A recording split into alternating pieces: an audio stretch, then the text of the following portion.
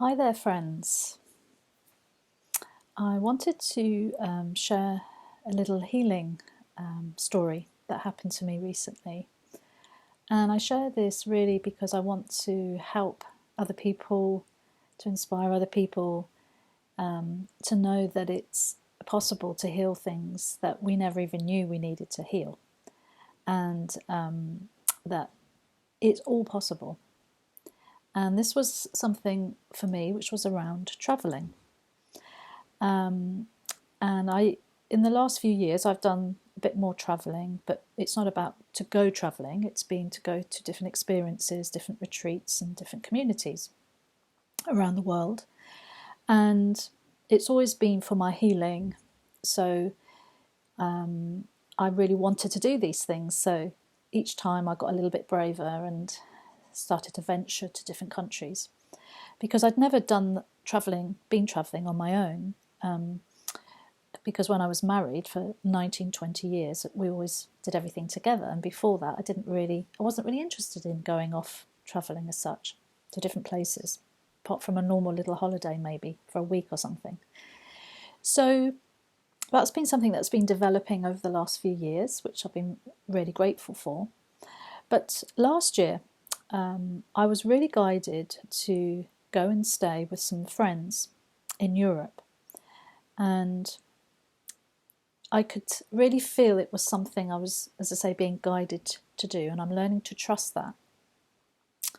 And so I went ahead and arranged to stay with, it was 3 different friends in 3 different countries. First friend was in Vienna, in Austria. Second friend was in Germany, and the third friend was in the Netherlands. And so I wanted to combine each, the whole thing in one trip, as it were, over 3 weeks, a week staying at each place. And that brought some stuff up for me because one of the ladies I'd never actually met before. We'd met on Zoom, but we'd never met in person. So that brought some things up, but I knew it was right to go because we had a shared goal, if you like, which is healing. And so I went ahead and I arranged this trip to go to these 3 different places. Now, flying really, it doesn't faze me. That's not a problem. But the practicalities of me travelling through countries would entail me going on some train journeys. And this was a different matter. I started to see that I had a lot of fear and a lot of projections and perceptions of what might happen. So basically the middle friend was in Germany, so I flew from Austria to Germany, and then I had to get a train from Dusseldorf to a place near where my friend lived. So that was my first kind of stretch. But that all worked really, really well. I was a bit nervous, but it was okay. But that week while I was in Germany, I was starting to build up more and more tension and anxiety and worry about the next train journey, which involved 3 different trains going from Germany to the Netherlands. And, I'd booked everything up, and there wasn't a lot of time between each trains, maybe 10, 15 minutes maximum. So the pressure was sort of building a little bit towards the end of my stay with my friend in Germany. And what was so beautiful is part of the thing that I practice is what they call, no private thoughts. So had wonderful opportunities to express my heart, to express the fears, the anxieties, and allow the emotion to come up, because this is what it's for. All healing is to allow these deeper hidden stories and beliefs to come to the surface, to come to the light, and then they can be healed, and then the miracle can happen. So I really could see the story in my head was, well, there was a few. It was, I'm going to a country where I don't speak the language. People will think I'm stupid because I won't be able to communicate. I'll get on the wrong train. I'll be stranded somewhere I don't know. I'll lose my luggage. I'll lose my passport. I'll miss a train. I'll go the wrong direction. I mean, you name it. The ego was really coming up with all of the different scenarios. And that's not joyful. at all. But clearly I could see that there was part of my inner child, that vulnerable child who felt frightened of these things happening. So that's what I was joining with and connecting with and reassuring. But more than that, or as importantly as that, I knew that it wasn't, quote, Anne-Marie that needed to do this travelling. I had to join with my connection to God, to spirit, to the universe, call it what you will. And that's what I've been developing over many years of my own spiritual practice and awakening, to trust in that source, in that supply for everything, and to be guided by that love. So I realised that's what I had to do if I wanted this journey to be enjoyable and peaceful, because the way I was thinking, it was anything but that, I can assure you. So that's what I decided to do, is to really pray to Spirit and say, and I had to be really honest with my emotions to start with, how I was feeling. And then just say that I don't want to live like this anymore. I want to be free. I want to live in happiness and joy, like you promised me I can, And I know it's true, and I know I can live like that. And so I was grateful that this old pattern was coming up for healing, and that's something that actually stopped me doing many things in the past. And what was also so beautiful is Spirit, I shared this with a few friends, how I'd been feeling. And what was so interesting is it really showed me perception. Everything is perceptual. So I shared this experience, I say, to a few people. One of my friends, actually the first friend that I stayed with in Austria, is so relaxed around any form of travel. We went around Vienna. She was so relaxed everywhere we went. And I shared this with her, and she said, "Oh yeah," she said, "I find it so easy, and I'm so relaxed, and it feels so natural, and I feel inspired." And I thought, wow, God, that's not how I feel, not in a foreign country. And another friend I told, and he said something similar. He said, he says, "I love it, Anne-Marie." He says, "I love getting lost, or I love going to places I don't know, exactly for that reason." And I thought, oh my God, really? And then a couple of other friends said, "Oh, Anne-Marie, yeah, I would never do that. You're so brave. Oh my God, that scares me. I wouldn't dare do that in another country." So that showed me that it was a belief, it was a perception. And each of those people, including myself, had a different perception. And so I thought, well, I know that this isn't true. The story isn't the truth, because each person had a different perception. So does that make one true and the other not true? No. It's a perception in the mind. It's a story that's built up over beliefs, etc., etc. So that was really helpful to start with. And then really aligning with Spirit and just saying, okay, this is how I feel, but I want to heal this, and I want to trust you completely in every situation, everywhere I go, and in every area of my life. That is the desire of my heart. And I, Anne-Marie, as an ego with this perception, clearly isn't going to be able to do it in a relaxed, natural, flowing, happy way. So I need help. I need help. Admitting that I need help is so, so crucial when we're wanting to change these old habits and beliefs. And I just said, look, I have to give it completely over to you, Spirit, because that's the only way this is going to be a joyful experience or a natural experience or something that happens effortlessly. And so that's what I did. So I kept praying, and I kept joining with my friends and trusting, building my trust, and just knowing I am going to do this, but I'm not going to be alone. And that was the key. I was alone as in a body, but not as in knowing I have Spirit, as everybody does. Everyone has that awareness and that guidance within them. So that was it. I thought, right, I need to practice what I preach in this situation particularly. So my friend dropped me off at the station, the first one in Germany, and I had a big suitcase, I had a rucksack, so I wasn't travelling light, as it were. And it was busy. It was a Saturday, and it was a very busy train. But I was on the train, and I knew the next stop I had to get off. And there'd been a miracle even with that, because in my mind I thought I was going to one particular stop, but my friend said, Anne-Marie, actually, she'd looked at my phone and said, no, you're getting off at, I can't remember the name of it now. And because it was in a foreign language, I didn't quite see the difference. So that was the first miracle. And I thought, oh, great, this is good. Now I know. So that felt relaxing.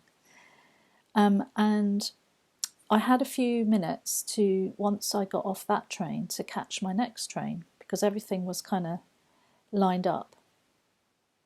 And the train was, as I say, was very busy. And it was about a 2 or 3 hour train journey, the first one. And it was actually beginning to run late. And I'm looking at my watch, and then I'm thinking, okay, I've got less time to go and get my connection. But am I going to stress about this, or am I going to do what I know works? So I kept praying, and I said, okay, Spirit, you orchestrate everything. I trust you. And please make it so easy and effortless that I find the next platform for my next train. It's going to be a breeze. And so I arrived, and yes, the train I came on was late, but I had probably 2 or 3 minutes to get to my next platform. And also, by this point, I was absolutely desperate for a wee. And so I said to Spirit, I said, look, whatever happens when I get on this next train, please make it easy for me to get to a toilet, because I need to go. So I get off the train. I knew which platform I had to go to, and it was about 10 steps. I don't have to go up any stairs or look for directions. It was literally opposite where I was, and I was so relieved, I cannot tell you. So I wheeled my suitcase literally just across the platform, and there I was. And then within a minute or two, the train came. So I get on the train, and as I go in, to the right was the place where the toilet was, and it was like, oh, thank you. And I took my suitcase in, and I was just so relieved to have a wee. Then the train was quite busy. It was going into Holland, and I left the luggage somewhere where the only place I could find, and again I had to trust that luggage would be safe and looked after, because I moved up the carriageway and I found one seat left. And again, I gave my luggage to Spirit. I said, look, I can't see it. It's not in a luggage shelf, because they were all full, crammed full. And I thought, I'm not going to stress about it. I'm giving that to you. And also, what the beautiful thing was, the person I ended up sitting next to was actually British, well, from Scotland. So he spoke perfect English. So that was really lovely. And we had a little chat. And again, I felt relaxed knowing that I could speak to someone, and it felt a blessing.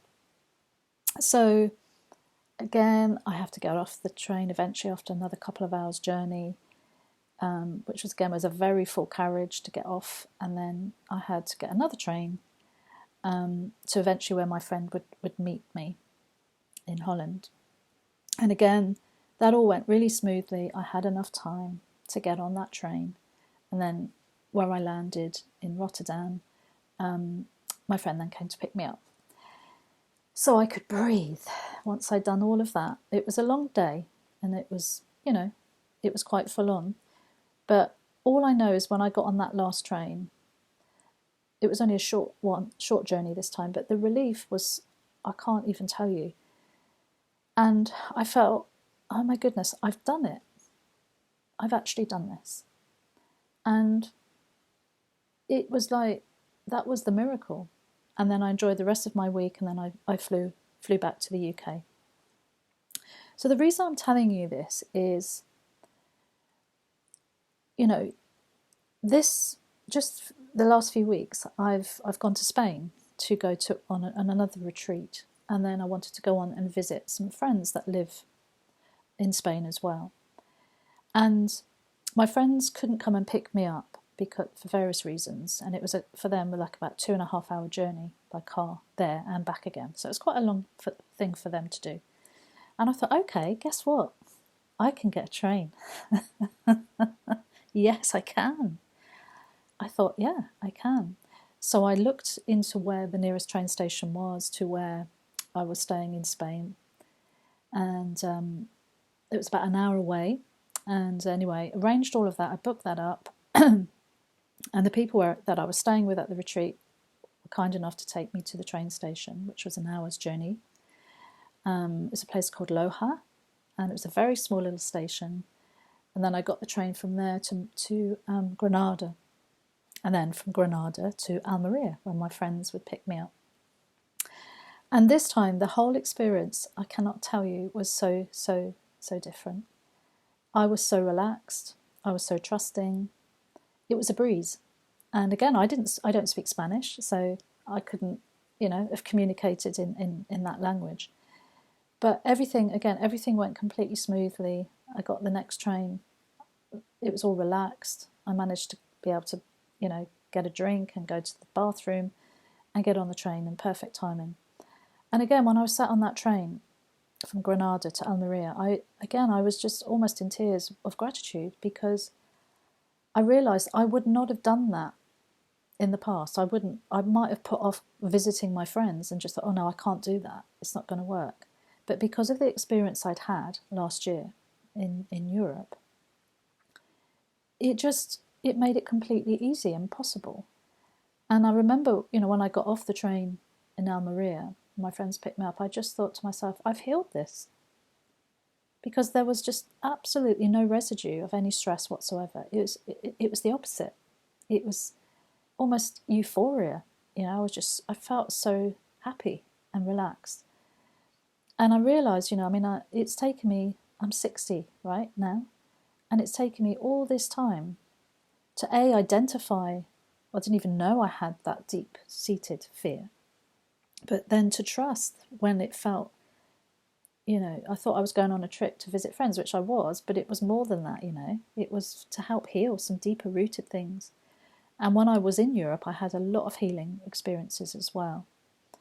And then, as I say, it enabled me to overcome that old belief system and to be able to travel with ease and not live a life that's restricted because of that old program. And we always have these opportunities in all different areas of our lives. There's many different areas, where we have blocks, and some of them we're not even aware of.